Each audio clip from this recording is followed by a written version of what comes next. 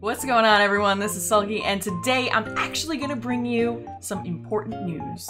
But before we get started, I just wanted to let you all know I stream on Twitch Monday, Wednesday, and Friday. So if you want to come hang out with me, talk about Animal Crossing, talk about gaming in general, whatever, link in the description below. Hopefully I'll see you there. All right, so now let's dive in. And this isn't necessarily news per se, but it's just like a conversation that I wanted to have with all of you, because seriously, let's talk about it. Did Nintendo ruin Animal Crossing for us? Now, I have this comment here, as you can see, that is from my Burnout video, and if you haven't seen that yet, there you go. Go watch this, pause this video, watch that, and then come back to this one. The comments on this video are so important and great. Someone sent that video to Nintendo so they can learn from us. And it's funny that I'm saying that because that's actually one of the things I want to talk to you about today. So this comment right here from Katie D says, I got some serious burnout on this game a week after it came out. I put it down and didn't play for a month.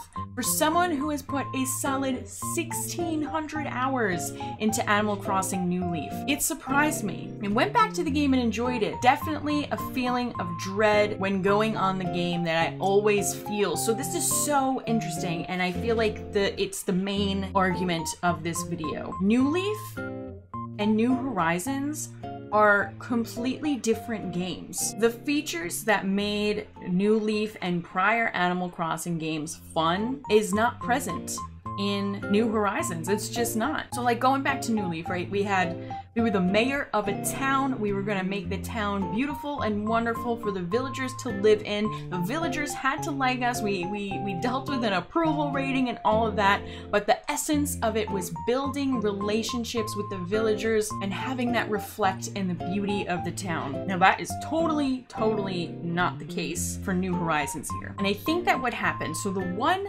thing that New Leaf was missing was creativity and the ability to have much more freedom over the build of your island. So you couldn't put villager houses wherever you wanted to like you can in New Horizons. You couldn't move them or anything like that. You literally had to plot reset, and if you don't know what that is, it's similar to what you do when you want to make that cute little rock circle in New Horizons where you plot out all of the shirts. You had to do that with custom designs in New Leaf in order to get the villager to move in the exact spot you wanted them to. And on top of that, the buildings, you put them down and that's where they stayed forever. There's nothing you could do about that. And I think that, you know, the community, like there were a lot of hackers that wanted to make their island great, so they were able to put things wherever they wanted. But if you didn't hack, you really didn't have that much freedom over your island and what to do with things. And I feel like Nintendo really heard that from the community, that they wanted more freedom.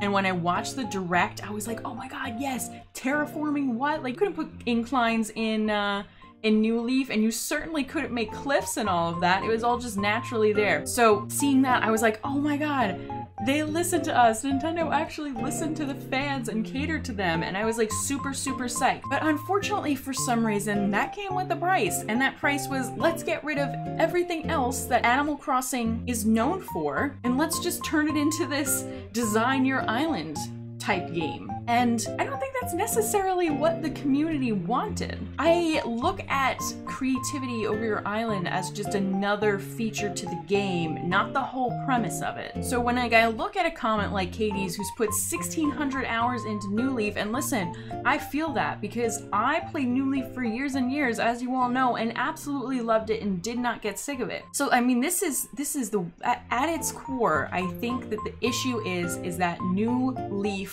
was not about designing an island. It was about so much more than that. New Horizons, I couldn't care less what my villagers think of me. I mean, I can ignore them for a month and they're still gonna love me. They're flat, they're mundane, they love you no matter what. You don't really have to do much to get their approval. It's essentially like, this is your island and these villagers are just living in it. It's all about you. I don't know, I don't like that. I don't think that's necessarily why I play Animal Crossing to begin with. I don't. So I think that that's why I'm feeling burnout.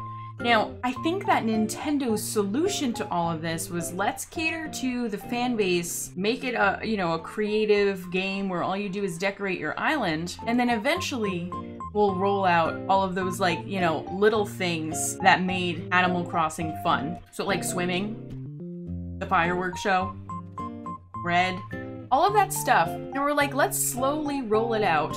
That way they're still getting that Animal Crossing gameplay and experience, but it allows us more time to do so. So I mean, I don't know what was going on. I'm pretty sure that New Horizons already released late. So I don't know why they had like so little time to create this game and that so much of it had to be focused on building up the island. But they just abandoned it all, gave us the one feature that we wanted in the beginning and are gonna roll out things. Now, I don't necessarily think that that's sustainable. So let's look at this comment right here from Kaylee. So this was my first Animal Crossing game other than Pocket Camp, and I got it the day it came out, put 330 hours into it until like May 10th, and then stopped playing because I got so burnt out and bored. You played for 2 days when the swimming update came out, and you haven't even looked at the new August update. So this is a perfect example of why putting out these small updates is not sustainable. You focus on it, I mean, I've said it before, you focus on that one update until it gets boring in a day or so. And like, that's it. There's no huge overhaul to the game that's coming. Like, what I think Animal Crossing needs to do to revive itself is an overhaul of everything that's missing from the game. And that way, like, people pick up the game and there's more to do than just swim around and collect deep sea creatures for the next 2 days. You're doing so many more things, like please put villager dialogue and villager relationships in the game that are meaningful. If that was a part of an overhaul, and anything else that's missing all came together, I feel like we'd finally have a complete game and more to do with it. Gameplay that would last months. And to wrap this argument up in a neat little bow, let's see what Megan had to say. So Megan says, Animal Crossing New Horizons is boring because the objective was to make your island look nice, not befriend your neighbors. In Animal Crossing New Leaf, your objective was to be mayor and make a world for your villagers, including yourself. And at New Horizons, it's just visit my island, here's some dialogue 400 times straight. I love that. New Leaf, the villagers had some sort of personality. You were able to befriend them and they were all individual in some sort of way. They had their own interests and different things to like and dislike. Everyone is too nice in New Horizons. Can we at least have some sort of mean villagers? I mean, Megan. Exactly. And that just reminded me when you said, can we at least have some mean villagers? Because, again, Nintendo listened to the community about it.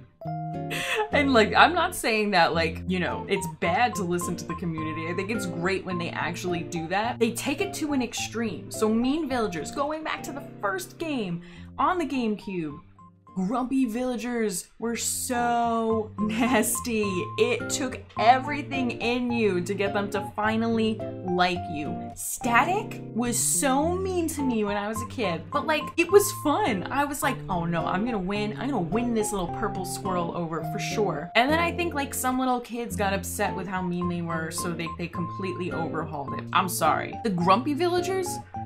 Are they even grumpy anymore? All they do is like walk around the town patrolling it, or at least telling you that that's what they're gonna do, and that's that. They're not necessarily grumpy or anything. I mean, they still have the deep voice and all of that, but other than that, like, are they grumpy? I don't know. I mean, this could also be said for every single other personality type in the game. Oh my gosh. They're all too mundane and ugh. It's like you're talking to a coworker or something. But yeah, so I mean, Megan, you hit it on the head. No relationships with your villagers, and the objective is to only make your island look nice. And that about covers it. And this is why I think that Nintendo, in a way, has seriously ruined Animal Crossing. Long story short, yes, listen to your fan base, but don't completely abandon everything about the game in order to listen to your fan base. I mean, it just, put them together. That way it's all great. And please don't make me wait a year for us to finally get these updates, because I'm not gonna care about Animal Crossing New Horizons in a year. Let's be real. Unless, of course, we get that overhaul. But yeah, so let me know down in the comments, what do you think? Do you think that Nintendo has ruined Animal Crossing this time around?